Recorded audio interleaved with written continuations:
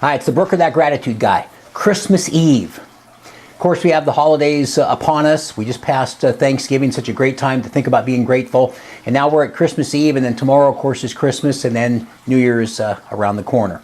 But I thought about Christmas Eve, about how such another example of a time to be really grateful for our family and for our friends and our health, and as we reflect back on the year that's just passed and about a new one about to start.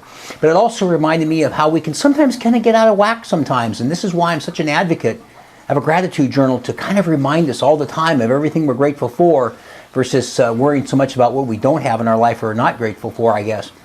I realized when I was younger, my parents were divorced, and as it got around Christmas time, I was married. We had about 5 or 6 different places to go, and there was the aunts and the uncles and my in-laws and my mom's side, my dad's side, and they were each married again and so forth. And it was just, I remember kind of complaining at the time, wow, this is kind of a hassle. We have to get all these different presents and different boxes and everything.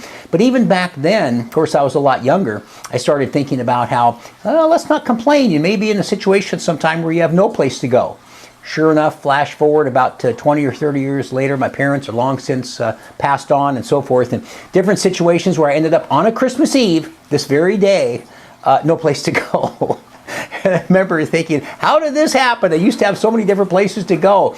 But I was so grateful for those times, and just use that as a reminder to remember there's always those things that we have people that are more fortunate, less fortunate, and everywhere in between. But if you constantly focus on everything you're grateful for, you'll always have it reframed and refocused in the right frame of mind, and that's the most important thing.